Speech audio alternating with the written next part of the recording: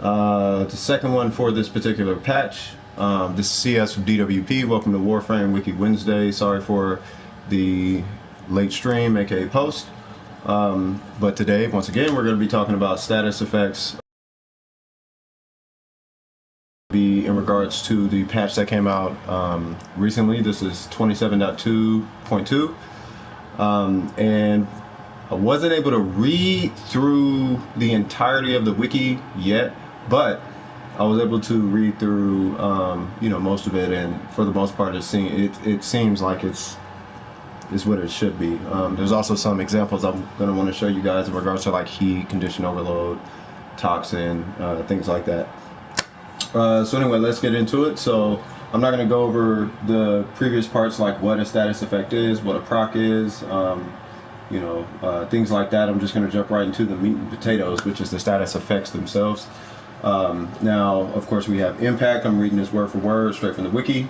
Impact, as we know, causes stagger. This causes a target to flinch. It staggers movement for 1 second. Causes knockdown after 5 stacks. As we know, it doesn't knock down anymore, so well, there's one.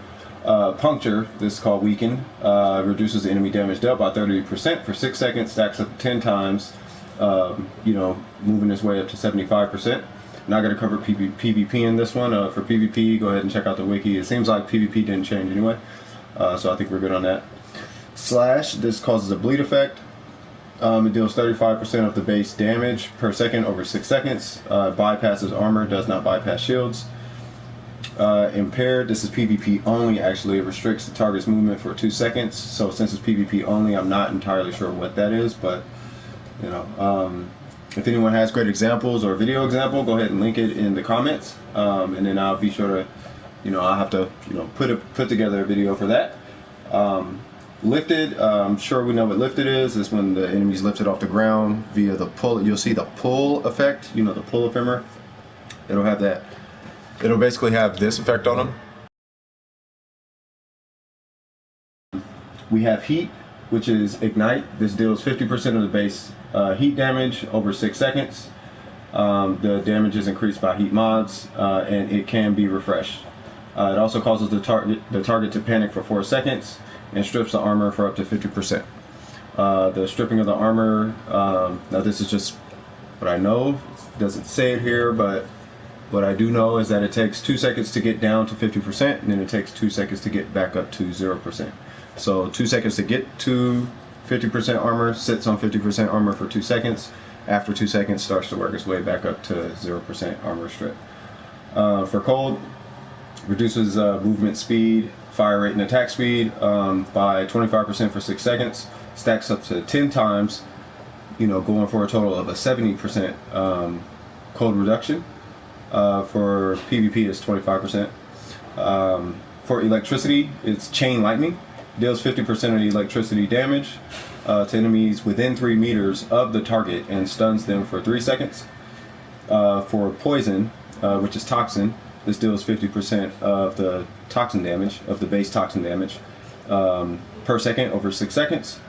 This bypasses shields, does not bypass armor. So, for example, if you have an Ignis Wraith and a Pox, you can actually get both of these procs in one go, which is nice because they don't fuse anymore, by the way. For Void, this is Bullet Attractor. It's the mini mag bubble I've shown in a couple of videos. If you want to see it, I can show it in here. I might as well just show it. Pause AI.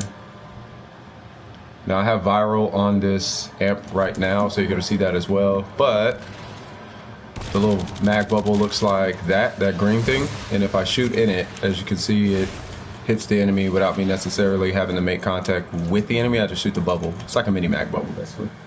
And that lasts for 3 seconds. Now for the combined ones, by the way, Tau has no status effect, but I don't believe we can really do Tau damage aside from the bonus damage from the Paracetes and so on and so forth. So blast damage. This creates inaccuracy on the enemy. It reduces accuracy by 30% for 6 seconds, stacks up to 10 times, with subsequent procs reducing accuracy by 5% for a total of 75%. That's blast damage. Now, blast procs. Now you have corrosive procs, which causes corrosion. As we all know, this removes the enemy, reduces enemy armor. It does it by 26% for 8 seconds, stacks up to 10 times, and over the course of 10 times, it does it by 6%, in totals of 6%. But you can get up to an 80% armor strip. That's corrosive, so max is 80. For gas, what you're looking at is a gas cloud. Now this deals 50% of the gas damage per second over 6 seconds in a 3-meter radius. This is the one that I am going to try with you guys. Now I'm running a particular build right now, but I want to see for myself if gas does gas damage or if they changed it back to toxin, because that is something that I've been asked before. So it does gas damage. Okay, so gas does gas damage, which makes sense, but they used to deal toxin damage, now it does gas damage.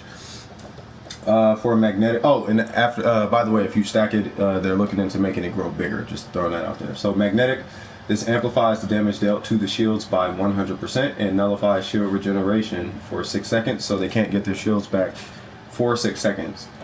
Stacks up to 10 times with subsequent procs, increasing the damage to shields by 25%, totaling 325%.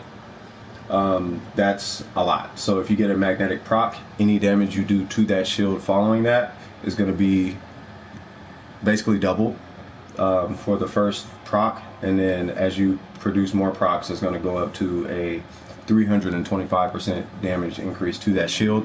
Keep in mind that stacks on top of magnetic damage, which already gets a 75% bonus to shields. Just throwing that out there as well. Radiation. This causes confusion. They basically it causes the enemy to attack their friends, and they deal 100% additional damage to their allied units for 12 seconds. If you get 10 procs, if you get a 10 stack on them, the damage goes up to 550%. That's radiation. For PvP or to the player, in regards to the player, what this does is it reduces your fire and accuracy, and you're able to damage your allies for 4 seconds. So that's what it does to us. Just throwing it out there for radiation maps, like Gas City, so on and so forth. Viral. Viral's a big one. So viral causes, they still call it virus, but what viral does is it amplifies the damage dealt to health, right? By 100% for 6 seconds. I'll explain health. It's basically the new slash. So it bypasses armor and shields. That's what makes viral dangerous. Just throwing that out there. You can stack your viral procs up to, so let me back this up one more time. So it amplifies damage dealt to health by 100%, right? So you hit them with a viral proc, any damage that actually reaches the health pool is going to be doubled effectively for the first proc. It stacks up to 10 times, going all the way up to 325% damage. So if you have an if you have an enemy unit that has shields and armor, and you hit them and it hits for, I don't know, 100 damage on the first proc, or it hits their health for 100 damage, it takes 100 off their health after armor and shield and all that. What'll happen is